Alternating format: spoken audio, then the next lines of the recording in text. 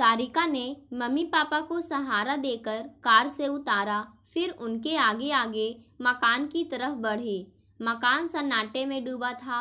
उसके आगे धूल और गंदगी का साम्राज्य था, जैसे महीनों से वहाँ सफाई नहीं की गई थी। सच भी था, यह मकान लगभग 1.5 महीने से बंद पड़ा था। सारिका ने पर्स से चाबी निकालकर ताला खोला। मकान के अंदर का हाल भी बहुत बुरा था। बंद रहने के बावजूद सारी चीज़ें पर धूल पड़ी हुई थी और नमी के कारण एक अजीब भी बदबू हवा में फैली हुई थी। मम्मी पापा को सोफे पर बिठाकर सारिका कुछ सोचने लगी। उसके मम्मी पापा तो जैसे गूंगे और बहरे हो गए थे। वे बिल्कुल संज्ञा शून्य थे, आंखें खोई खोई थी और वे सोफे पर गुड्डे गुड़िया की तरह अविचल बैठे हुए थे। सारिका ने जल्दी जल्दी मम्मी पापा के कमरे की थोड़ी बहुत सफाई कर दी। फिर उन्हें उनके कमरे में बैठाकर बाई को फ़ोन कर उसे जल्दी घर आने के लिए कहा। मम्मी पापा तब तक चुपचाप बैठे रहे। पापा, आप अपने को संभालो। इतना सोचने से कोई फ़ायदा नहीं। मम्मी, आप लेट जाओ, मैं बाहर से दूध ब्रेड लेकर आती हूँ। तब तक बाई आ जाएगी, फिर आगे क्या करना है सोचा जाएगा। सारिका के बाहर जाने के बाद भी उसके मम्मी पापा वैसे ही निश्चल बैठे रहे, परंतु अंदर से वे दोनों ही बहुत अशांत थे। उनके हृदय में एक तूफान मचल रहा था। दिमाग में हाहाकार मचा हुआ था। वे समझ नहीं पा रहे थे उन्हें किस पाप की सज़ा मिली थी। जीवन में उन्होंने ऐसा कोई काम नहीं किया था जो उन्हें हवालात के पीछे पहुंचा सकता था, फिर भी उन्हें सज़ा मिली थी। 1 महीने तक वे पत्नी और बेटे के साथ जेल के अंदर रहे थे। आज जमानत पर छूट कर आए थे। बेटा अभी भी बंद था। उनके दिमाग में एक जैसे विचार घुमड़ रहे थे। कैलाश और पार्वती का दाम्पत्य जीवन बहुत सुखमय था। दोनों ही सरकारी सेवा में थे। संतानें भी 2 ही थी। बड़ी बेटी सारिका की ग्रेजुएशन के बाद शादी कर दी थी। दामाद विनय एक अच्छी कंपनी में एग्जीक्यूटिव था। बेटी भी ससुराल में सुखी थी। उनका बेटा हिमांशु एमटेक करने के बाद नोएडा की एक कंपनी में अच्छी सैलरी पर नौकरी करने लगा था। कहीं कोई दुख और अभाव उनके जीवन में नहीं था। बेटे की नौकरी लगते ही उसके रिश्ते की बातें चलने लगी थी। कैलाश और पार्वती अच्छी लड़की की तलाश में थे, परंतु के शादी के पहले अच्छी बुरी लड़की का पता कहाँ चलता है। हिमांशु की शादी एक रिश्तेदार की बेटी कंचन से हो गई, परंतु जैसे बेटे की शादी के बाद से ही कैलाश के सुखमय परिवार में राहु केतु की कुदृष्टि पड़ गई। जिस लड़की को अच्छी बहू समझकर वह घर लाए थे, उसने ससुराल की चौखट में कदम रखते ही अपना रूप दिखाना आरंभ कर दिया। कैलाश का परिवार बहुत शांत प्रिय था। घर का कोई भी सदस्य ऊंची आवाज़ में बात नहीं करता था। लड़ाई झगड़ा तो दूर की बात थी, परंतु बहू ने घर में आते ही घर के शांत माहौल को आग लगा दी। घर के अन्य सदस्य उस आग को बुझाने का प्रयत्न करते, परंतु कंचन हर घड़ी उसमें ज्वलनशील पदार्थ डालती रहती थी। कंचन को पता नहीं क्या परेशानी थी, कोई नहीं समझ पा रहा था। घर के किसी काम में वह हाथ नहीं बटाती थी। सारा दिन कमरे में पड़ी रहती थी। हिमांशु के दफ्तर जाने के बाद भी वह अपने कमरे से कम ही निकलती थी। सास से नाक भौं सिकोड़ कर बात करती। पार्वती बहुत समझदार और सहनशील महिला थी। वे सोचती, बहू नए घर में आई है, नए लोग और नए माहौल में शायद समन्वय नहीं बिठा पा रही होगी। धीरे धीरे सब ठीक हो जाएगा। परंतु सब कुछ ठीक नहीं हुआ। कंचन ने साफ साफ कह दिया, वह घर के किसी काम में हाथ नहीं बटाएंगी। वह घर की बहू थी, नौकरानी नहीं। सबने एक दूसरे का मुंह देखा और बिना कुछ बोले जैसे सब कुछ समझ गए। कंचन आलसी और कामचोर थी, परंतु अपने पेट के लिए तो कीड़े मकोड़े और जानवर भी मेहनत करते हैं। आखिर कंचन को कब तक कोई बनाकर खिला सकता था। इसके बाद भी सभी आशान्वित थे कि कंचन एक दिन दुनियादारी का निर्वाह करेगी। कैलाश आदतन सवाल कम करते थे, परंतु पार्वती ने हिमांशु से पूछा, बहू ऐसा क्यों कर रही है? पता नहीं, हिमांशु ने मुंह लटका कर कहा। बेटा, तुम उसके पति हो, उसके दिल को टटोल कर देखो। शादी में उसकी भी मर्जी थी, फिर क्यों घर में अशांति फैला रही है? ठीक है, पता करूँगा, कहकर उसने बात को टाल दिया। परंतु बात टली नहीं, बल्कि और बिगड़ती गई। अब रात में हिमांशु के कमरे से चीखने चिल्लाने की आवाज़ें आने लगी थी। इन आवाज़ों में कंचन की आवाज़ ही प्रमुख होती। हिमांशु का स्वभाव ऐसा नहीं था कि वह किसी से लड़ाई कर सकता, ना उसके संस्कारों ने उसे मारपीट करना सिखाया था। फिर कंचन के चीखने चिल्लाने का कारण क्या था? कैलाश और पार्वती की समझ में कुछ नहीं आता, परंतु उनके मन में भय पसरने लगा था। क्या हिमांशु की कंचन के साथ शादी करके उन्होंने कोई गलती की थी? परिवार में रोज रोज की कलह कोई अच्छी बात नहीं थी। सभी अवसादग्रस्त रहने लगे थे। हिमांशु माँ बाप से कोई बात नहीं बताता था। पता नहीं क्यों आखिरकार कैलाश और पार्वती ने तय किया कि वही बेटे से बात करेंगे। अगले रविवार को सभी लोग नाश्ता कर रहे थे। कंचन उनके साथ ना नाश्ता करती थी, ना खाना खाती थी। हिमांशु उसका नाश्ता खाना उसके कमरे में दे आता था। बेटा, तुम कुछ बताते नहीं हो, आखिर बहू को इस घर से या हमसे क्या परेशानी है? हम तो उसे एक शब्द भी नहीं कहते, वह अपने मन की करती है, फिर तुम्हारे बीच लड़ाई झगड़ा होता रहता है। इतना कहकर पार्वती चुप हो गई। कैलाश ध्यान से हिमांशु का मुंह ताक रहे थे। हिमांशु ने अपना हाथ रोककर कहा, मम्मी, मैं स्वयं हैरान और परेशान हूँ, वह कुछ बताती ही नहीं। बस बात बात में गुस्सा करना और बात को बढ़ाते चले जाना उसका स्वभाव है। मैं चुप रहता हूँ तब भी चिल्लाती रहती है।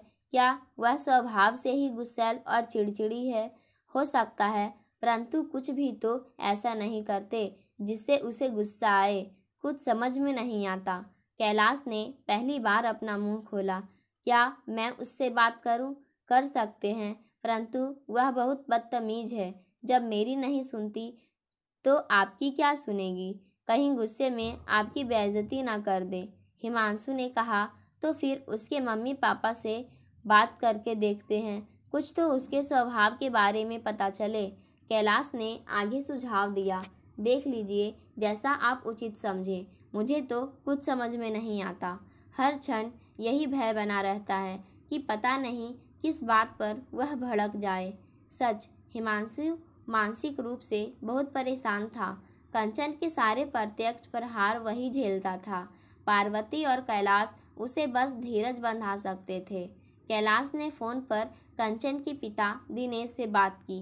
कंचन के व्यवहार के बारे में विस्तार से बताने के बाद पूछा, भाई साहब, हम अपनी तरफ से कोई ऐसा काम नहीं करते कि उसे कोई कष्ट हो, परंतु पता नहीं उसे किस बात की तकलीफ़ है कि हर पल झगड़े के मूड में रहती है। दिनेश जी ने बताया, भाई साहब, कंचन बचपन से ही क्रोधी और जिद्दी स्वभाव की है। हर काम में अपनी मनमानी चलाती है, चीख चिल्ला कर अपनी ही गलत सही बात मनवा लेती है। हमने सोचा था शादी के बाद ठीक हो जाएगी, परंतु भाई साहब, हम तो उसे किसी बात के लिए नहीं टोकते, ना उसे कुछ करने के लिए कहते हैं। हमारा बेटा तो ऊंची आवाज़ में भी बात नहीं करता, फिर भी, और वह कुछ बताती भी नहीं। कुछ कहे तो हम उसके मन की बात भी समझे। किसी दिन मैं पत्नी के साथ आकर उसे समझाऊंगा, कहकर दिनेश ने बात समाप्त कर दी। अगले सप्ताह दिनेश पत्नी के साथ कैलाश के घर आए। उन्होंने अकेले में कंचन से बात की और दोपहर का खाना खाकर चले गए। उनके जाते ही जैसे घर में तूफान आ गया।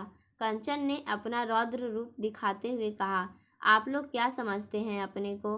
मैं क्रोधी हूँ, जिद्दी हूँ, झगड़ालू हूँ, तो आपको क्या? यह मेरा स्वभाव है, मैं इसे नहीं बदल सकती।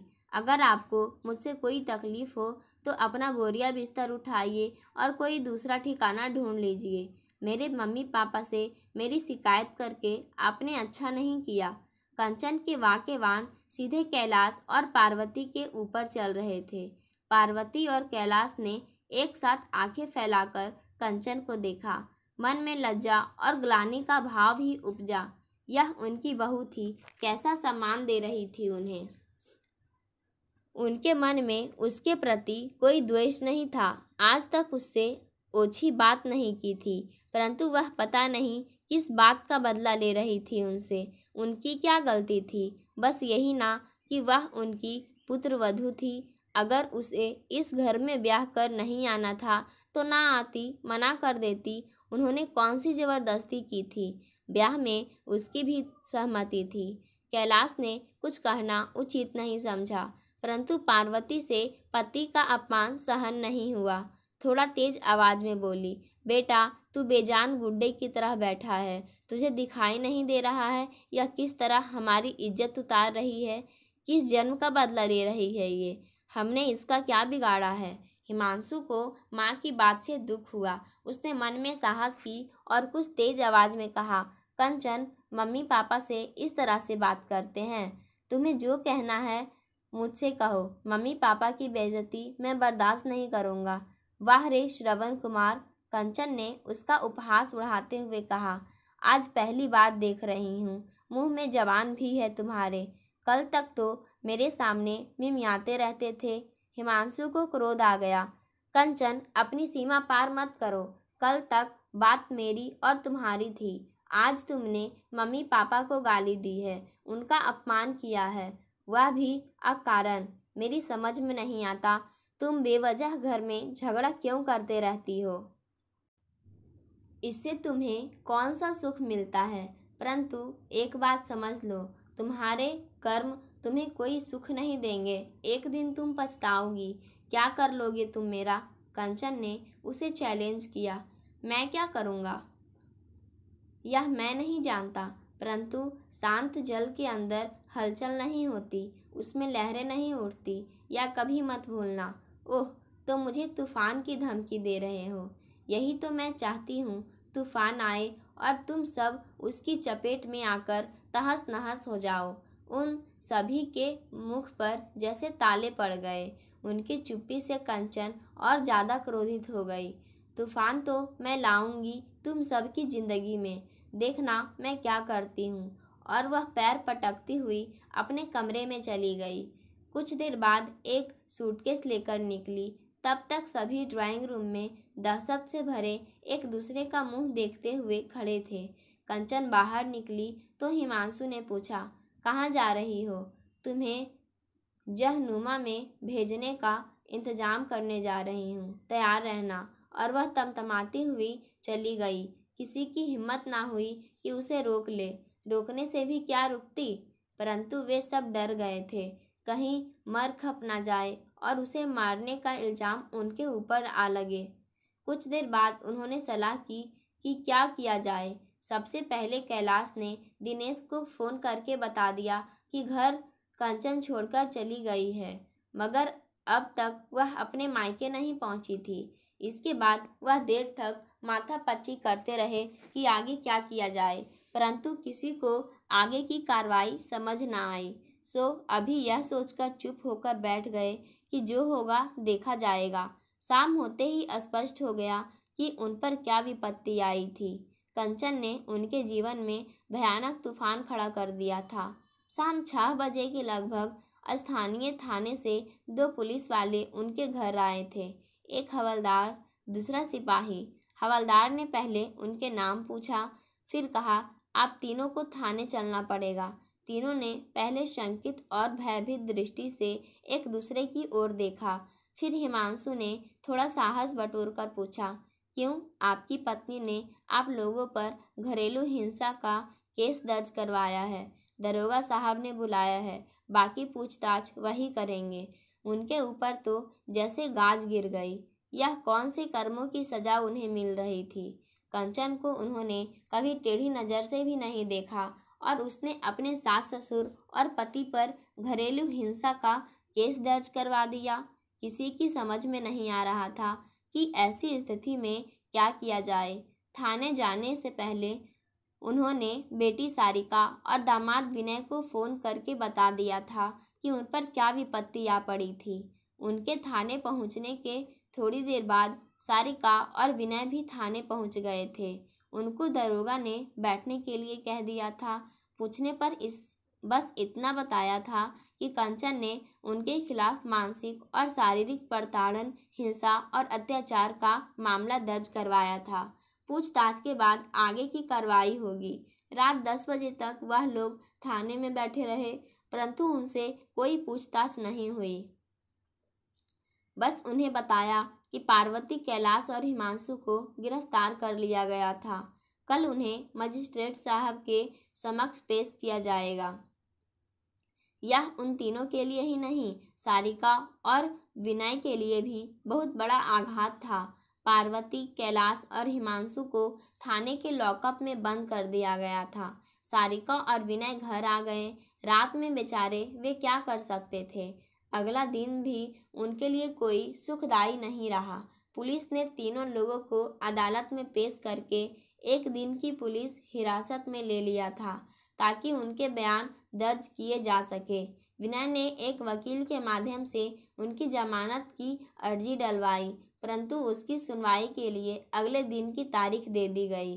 पुलिस रिमांड खत्म होते ही पार्वती, कैलाश और हिमांशु को तीसरे दिन से फिर से कोर्ट में पेश किया गया। पुलिस ने उन्हें जेल भेजने की मांग की। बचाव पक्ष की तरफ से उनकी जमानत की अर्जी पर भी सुनवाई हुई, परंतु दूसरी पक्ष के वकील ने इसका पुरजोर विरोध किया। कंचन का बयान भी मजिस्ट्रेट के सामने दर्ज हो चुका था। उसने साफ साफ शब्दों में कहा था कि शादी के दूसरे दिन से उसके सास ससुर और पति उसके ऊपर शारीरिक अत्याचार करते थे। हालांकि उसने स्पष्ट तौर पर यह नहीं बताया कि उसके साथ मारपीट का कारण क्या था। फिर भी मामला संदिग्ध था, इसलिए किसी भी मुलजिम की जमानत स्वीकार नहीं हुई। उन्हें न्यायिक हिरासत में जेल भेज दिया गया। 1 सप्ताह के अंदर पुलिस ने अदालत में आरोप पत्र दाखिल कर दिया। आरोप पत्र में कई लोगों के बयान थे, परंतु किसी के बयान में स्पष्ट तौर पर यह नहीं कहा गया था कि कंचन के साथ मारपीट जैसी कोई मामला हुआ था। उसके माता पिता ने भी इस संबंध में अनुभोग्यता प्रकट की थी। साक्ष्य कमजोर होते हुए भी पार्वती और कैलाश की जमानत में 1.5 महीने लग गया। इसका प्रथम कारण यह था कि अदालत में उनके विरुद्ध आरोप पत्र दाखिल हो चुका था। दूसरे, कंचन ने धारा 164 सीआरपीसी के अंतर्गत मजिस्ट्रेट के समक्ष शपथ खाकर बयान लिखवाया था कि उसके साथ नियमित रूप से मारपीट की जाती थी, उसे मानसिक रूप से परेशान किया जाता था। कई तारीखों में बहस हुई। अंत में सत्र न्यायालय में उनकी जमानत की अर्जी की सुनवाई हुई। सत्र न्यायाधीश ने आरोप पत्र में वर्णित साक्ष्यों पर विचार किया, दोनों पक्षों के तर्क सुने और अंत में यह निर्णय दिया कि पार्वती और कैलाश के विरुद्ध ऐसा कोई साक्ष्य नहीं है जिससे यह प्रमाणित होता हो कि उन्होंने कंचन के साथ किसी भी प्रकार का मानसिक या शारीरिक अत्याचार किया हो, सो उनकी जमानत स्वीकार की जाती है।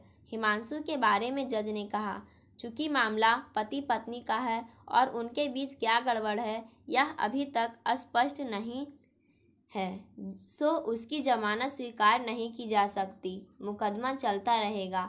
आज जमानत पर पार्वती और कैलाश घर आए थे। सारिका दूध और ब्रेड लेकर आई तो पार्वती और कैलाश की विचारधारा को विराम मिला।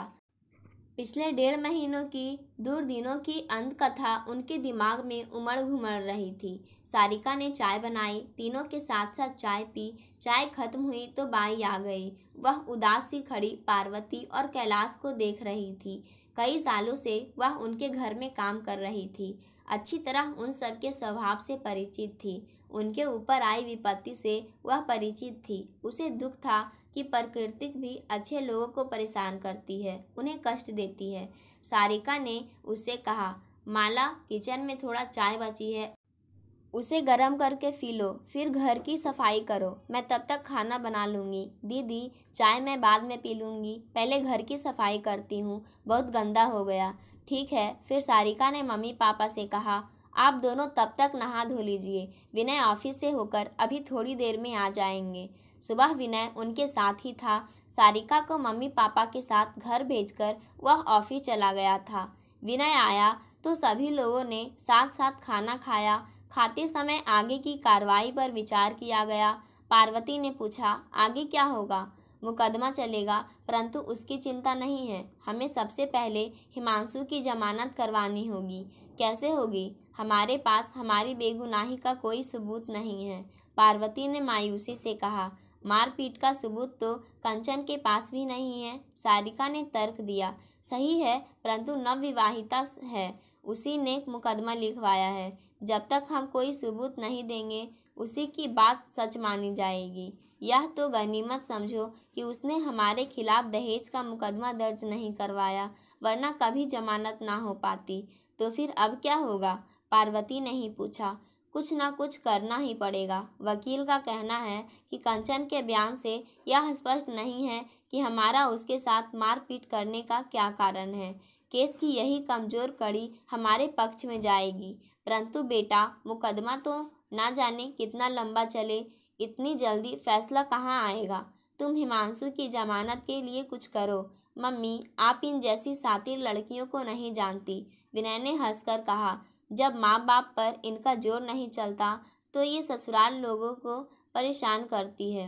घरेलू हिंसा और दहेज का मुकदमा दर्ज करवाकर ये पति से अलग हो जाती है। फिर माँ बाप भी अपनी मर्जी इन पर नहीं चला पाते और तब ये अपनी प्रेमी के साथ शादी कर लेती है।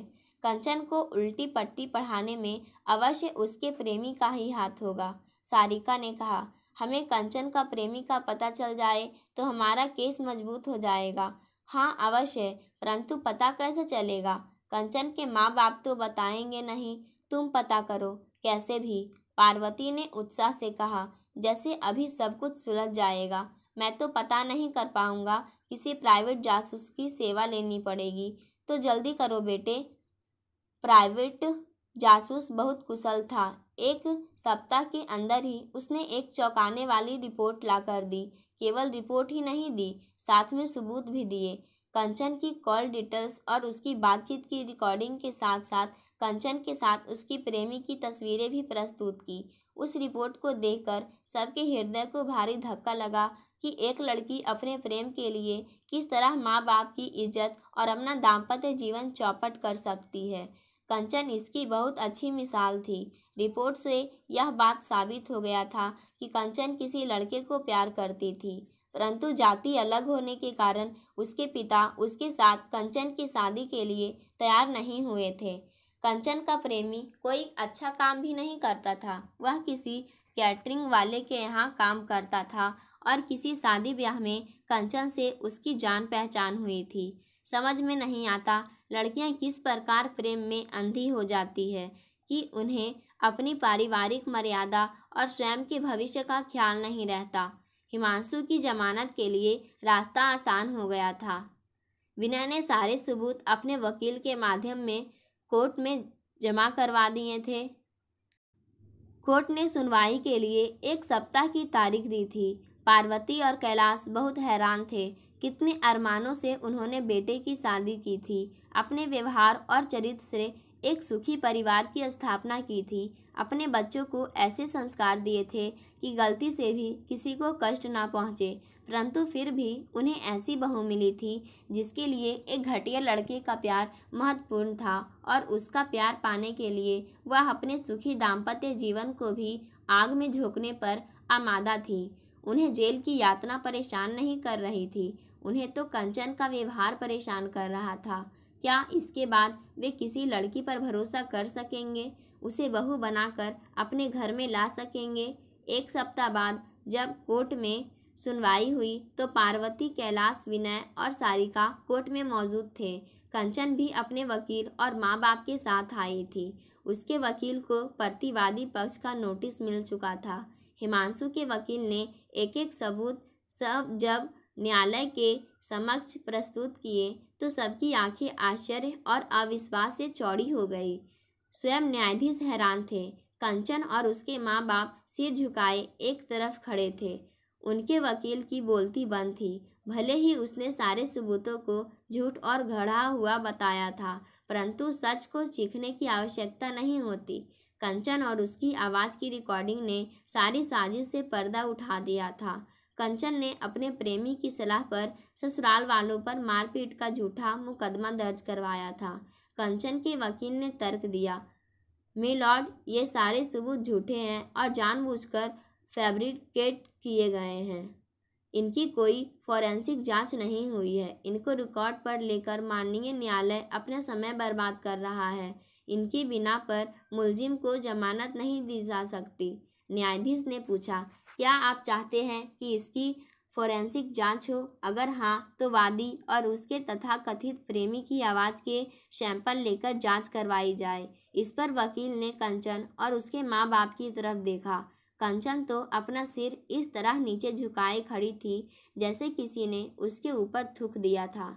उसके माता पिता ने इनकार में सिर हिला दिया। वकील ने उनके पास आकर पूछा, जांच करवाने में क्या हर्ज है? कंचन के पिता ने कहा, मैं जानता हूँ ये सारे सबूत सही है। आगे जांच करवाकर मैं और फजीहत नहीं करवाना चाहता। इस लड़की ने हमें कहीं मुंह दिखाने लायक नहीं छोड़ा। आप इस मामले को यहीं समाप्त कर दें। हालांकि कोई वकील ऐसा नहीं चाहता। वह किसी न किसी तरीके से मामलों को बढ़ाते रहना चाहता है, लेकिन यहाँ उसका तर्क किसी काम में नहीं आया। कंचन के पिता से स्वयं न्यायाधीश ने पूछा, क्या आपको मुलजिम की जमानत पर कोई ऐतराज़ है? नहीं मिलॉर्ड, वादी का क्या कहना है? कंचन थोड़ा आगे बढ़कर बोली, मुझे कोई ऐतराज़ नहीं, परंतु मैं अपनी ससुराल नहीं जाना चाहती। यह बात मुकदमे के दौरान कहना। आज केवल प्रतिवादी की जमानत की सुनवाई हो रही है। कंचन ने सहमति दे दी। कोर्ट ने हिमांशु की जमानत मंजूर कर ली। शाम को वह जेल से छूटकर घर आ गया। अब सारी चीज़ें शीशे की तरफ साफ थी। आसमान से धुंध छंट चुकी थी। कंचन के असामान्य व्यवहार का कारण पता चल गया था। कैलाश के परिवार के पास ऐसे सबूत आ गए थे कि वे अगली 2-3 सुनवाई में मामले में बाइज्जत बरी हो सकते थे। मामले में बहुत ज़्यादा गवाह भी नहीं थे। कंचन का बयान अहम था, परंतु सबूतों के मद्देनज़र उसके बयान की धज्जियाँ उड़ जाएगी। कैलाश को कंचन के माता पिता की चुप्पी खल रही थी। वे उनसे बात करना चाहते थे। जब उन्हें पता था कि उनकी बेटी जिद्दी और क्रोधी है, हर प्रकार से अपनी बात मनवा लेती है, तो फिर उनके बेटे से शादी करके उन्हें क्यों मुसीबत में डाला? शादी भी हो गई तो क्यों नहीं अपनी बेटी को समझा पाए? घरेलू हिंसा का मामला दर्ज होने के बाद भी उन्हें सच्चाई से अवगत नहीं कराया। अपनी बेटी का ही पक्ष लेते नजर आए। कैलाश ने दिनेश को फ़ोन किया, भाई साहब, हम आपसे कुछ बात करना चाहते हैं। क्या आप हमारे घर आ सकते हैं? दिनेश ने शर्मिंदगी के साथ कहा, भाई साहब, मुझे खेद है कि कंचन की वजह से आपके परिवार को इतनी मुसीबत झेलनी पड़ी। आप चाहते तो यह मुसीबत कम हो सकती थी। कैलाश ने कुछ तल्खी के साथ कहा, मैं समझता हूँ कि मुझसे बहुत बड़ी गलती हुई है, परंतु आप मेरी मजबूरी समझ सकते हैं। कोई भी बाप अपनी बेटी को जानबूझकर बर्बादी के गड्ढे में नहीं धकेल सकता। वह जिस लड़के के साथ शादी करना चाहती थी, उसकी ना तो कोई सामाजिक हैसियत है, ना कोई अच्छा कमाने खाने वाला है। आप मुझे तो अपने दिल की बात बता सकते थे। कैलाश ने कहा, भाई साहब, शादी ब्याह में कौन माँ बाप अपनी बेटी के प्रेम के बारे में बताता है? ये सब बातें तो छिपाई जाती है, परंतु मुझे नहीं पता था कि कंचन उस लड़के के बहकावे में आकर इस हद तक गिर जाएगी। उसे तलाक चाहिए था तो और भी तरीके थे। आपके खिलाफ हिंसा का मामला दर्ज करवा कर जेल भिजवा दिया। मैं बहुत शर्मिंदा हूँ। आप उसे यह झूठा मुकदमा दर्ज करने से तो रोक सकते थे। इसी बात का तो मुझे मलाल है। वह आपके घर से निकलने के बाद सीधे थाने गई थी। मुकदमा दर्ज करवा कर ही घर आई थी। मुझे पता ही नहीं चला। चलिए, अब आपके शर्मिंदा होने से भी क्या फ़र्क पड़ता है? आपके ऊपर जो कीचड़ उछलना था वह उछल चुका। हमारे जीवन में जो कष्ट लिखे थे वह हम भुगत चुके। अब सोचिए आगे क्या करना है। आपकी बेटी क्या चाहती है? आप लोग क्या चाहते हैं? दिनेश ने बहुत विनम्रता से पूछा। अभी हम कुछ नहीं कह सकते। मुकदमा खत्म होगा तभी कुछ विचार करेंगे। आप क्या समझते हैं कि इतना कष्ट झेलने के बाद, जेल की हवा खाने के बाद क्या हम इतना उदार होंगे कि कंचन को अपने घर की बहू बनाकर रख सके? हाँ भाई साहब, ऐसा तो मुमकिन नहीं लगता, परंतु आप बहुत उदार है, क्षमाशील है। कंचन की नादानी को भूलकर उसे माफ़ कर सकते हैं। उसने अपने दाम्पत्य जीवन को बर्बाद करने में कोई कसर नहीं छोड़ा, परंतु आप चाहेंगे तो दिनेश ने जानबूझकर वाक्य को अधूरा छोड़ दिया। आप एक बार कंचन से बात करके देखिए। अगर वह तलाक चाहती है तो हम सहर्ष उसे देने के लिए तैयार हैं। अगर वह आपके घर जाना चाहे तो वह तो भरी अदालत में कह चुकी है कि हमारे यहाँ नहीं आना चाहती। फिर भी हमें हिमांशु से बात करनी होगी। सब कुछ उसके ऊपर निर्भर करता है। एक बार हम उसकी ज़िंदगी नर्क बना चुके हैं, दोबारा उसे नर्क में नहीं धकेल सकते हैं। ठीक है, हम कंचन से बात करके 1-2 दिनों में आपसे मिलते उचित अवसर पर, दिनेश ने कंचन को समझाते हुए कहा। बेटा, अपने भविष्य के लिए तुमने जो रास्ता चुना है वह तुम्हें कहीं नहीं ले जाएगा। तुमने देख लिया कि अब तक मुकदमा नहीं जीत सकती।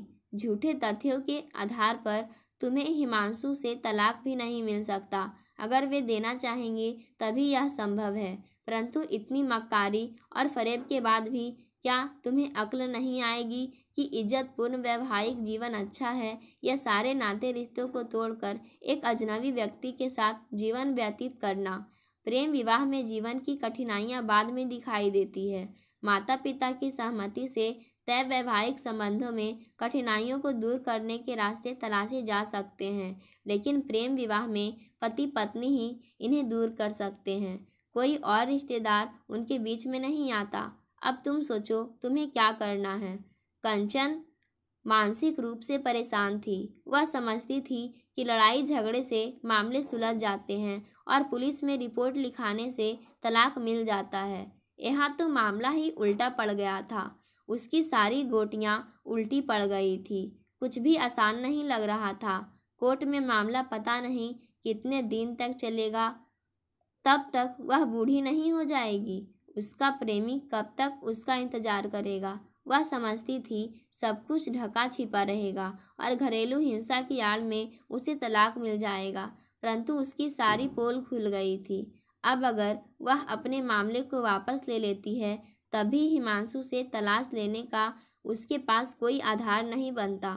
उसका मामला झूठ साबित हो गया था। मांगने से क्या हिमांशु उसे तलाक देगा? उसे और उसके माता पिता को जेल भिजवा कर उसने अच्छा तो नहीं किया था, परंतु यही बात उसके पक्ष में जाती थी। उसके कर्म का देखते हुए शायद वह उसे तलाक दे दे। हिमांशु उसके साथ बाकी जीवन क्यों व्यतीत करेगा? क्या उसे माफ़ कर देगा? ऐसा भला कौन होगा जो कंचन की गलती को माफ़ कर सकता था? उसे अभी भी आशा की किरण नजर आ रही थी। उसकी मानसिक स्थिति कुछ ऐसी थी कि वह सही निर्णय नहीं ले पा रही थी। उसने पापा से कहा, इतना सब होने के बाद क्या मैं हिमांशु के साथ सामान्य जीवन व्यतीत कर पाऊंगी? लगता तो नहीं है, परंतु अगर तुम स्वयं को सुधार सकती हो तो मैं समझता हूँ कि कैलाश जी का परिवार तुम्हें माफ़ कर देगा। वे बहुत अच्छे लोग हैं। वह सोच में पड़ गई, फिर बोली, अगर वे मुझे तलाक दे दे। दिनेश ने आंखें चौड़ी कर उसे देखा। प्रेम का भूत अभी तक तुम्हारे सिर से नहीं उतरा। पापा, आपने शादी के पहले मेरी कोई बात नहीं सुनी, इसीलिए मुझे इतना परपंच करना पड़ा। अब मेरी सुन लीजिए, शायद बात बन जाए। मुझे नहीं लगता कि मैं हिमांशु के साथ खुश रहूंगी। मैंने उसे इतना कष्ट दिया है, उसके माँ बाप को जेल भिजवाया है, ऊपर से भले वे लोग कुछ नहीं कहेंगे, परंतु अंदर से कभी माफ़ नहीं करेंगे। तुम नहीं सुधरोगी। दिनेश गुस्से से उठकर अपने कमरे में चले गए। कंचन की मम्मी की समझ में नहीं आ रहा था कैसी बेटी उन्होंने जनी थी। वे अंदर ही अंदर गुस्से से उफन रही थी, परंतु कुछ करने की स्थिति में नहीं थी। बेटी उन्हें अपनी सबसे बड़ी दुश्मन लग रही थी। घर का माहौल बहुत विषैला हो गया था। दिनेश अपनी बेटी के कृत्य से बहुत दुखी थे। वे अकेले ही कैलाश के घर गए। सबके सामने उन्होंने हताश स्वर में कहा, कैलाश भाई, बुजुर्ग सही कह गए हैं, आदमी अपनी औलाद से हार जाता है। मैं हार गया। कंचन को समझाना किसी के भी बस में नहीं है। क्या चाहती है वह? कैलाश ने स्पष्ट रूप से पूछा। किसी भी तरह हिमांशु से तलाक चाहती है। कुछ पल के लिए सबके बीच डरावना सन्नाटा पसरा रहा। इस सन्नाटे के बीच सबके दिल बस धड़क रहे थे और सांसों की सरसराहट इस बात का यकीन दिला रही थी कि सभी जिंदा थे। कैलाश का दिल पहले से ही चकनाचूर था। कंचन के अंतिम निर्णय से पारिवारिक जीवन के सुख चैन की अंतिम किरण भी बुझ गई थी। मरे से स्वर में उन्होंने कहा, अब भी अगर वह नहीं सुधरना चाहती तो कुछ नहीं कर सकता। उसे आगे से खेलने का शौक है तो अंगारे खाती रहे, बस हमें छुटकारा दे दे। हमारी तरफ से कोई अड़चन नहीं है, हम संबंध विच्छेद कर लेंगे। नहीं पापा, अचानक हिमांशु की गंभीर आवाज़ गूंजी। क्यों? कैलाश के मुंह से निकला। क्योंकि ऐसी झूठी और फरेबी लड़कियों को सबक सिखाना बहुत आवश्यक है। विवाह एक सोचा समझा बंधन माना जाता है। सुखी दाम्पत्य जीवन एक अच्छे परिवार और समाज की सुदृढ़ नींव बनता है। हम कंचन जैसी लड़कियों के ओछे व्यवहार से विवाह जैसी संस्था को नष्ट नहीं कर सकते। उसे यह बताना जरूरी है कि वैवाहिक संबंधों को बिना कारण तोड़ना इतना आसान नहीं है कि वह आज़ाद होकर अपने प्रेमी से शादी कर ले। मैं ऐसा नहीं होने दूंगा। बेटा, यह क्या कह रहे हो तुम? कंचन हमारे साथ नहीं रहना चाहती है तो हम क्यों उसकी राह को रोड़ा बने? इससे हमें भी परेशानी होगी। परेशानी तो होगी, परंतु उसकी राह का रोड़ा बन उसे सुधारा भी नहीं जा सकता। वह बेवकूफ़ है। उसने मेरे साथ ब्याह किया है, फिर भी दाम्पत्य जीवन में आग लगाकर वह प्रेमी के साथ घर बसाने के सपने देख रही है। उसे समझना होगा, यह इतना आसान नहीं है। तलाक मिलने तक वह बूढ़ी हो जाएगी। हमारी न्यायिक प्रक्रिया बहुत जटिल है। तलाक लेने की प्रक्रिया तो और भी अधिक जटिल है। हमारा कानून विवाह को महत्व होता है, तलाक को नहीं, हिमांशु ने कहा। इससे तो हम भी सालों साल कानूनी पचड़े में फंसे रहेंगे। हमारा पारिवारिक जीवन कष्टप्रद हो जाएगा। कैलाश ने कुछ सोचते हुए कहा, परंतु हम गलत परंपरा को बढ़ावा भी नहीं दे सकते। कंचन शादी के पहले कुछ भी कर लेती, परंतु एक बार वैवाहिक बंधन में बंधने के बाद उसकी गलत हरकतों को हम मान्यता नहीं दे सकते। हमारे परिवार से उसे कोई तकलीफ नहीं थी, फिर भी उसने हमें मुसीबत के जाल में फंसा दिया। इसकी सज़ा तो उसे मिलनी ही चाहिए। पाठकों, आज की कहानी यहीं समाप्त होती है। धन्यवाद।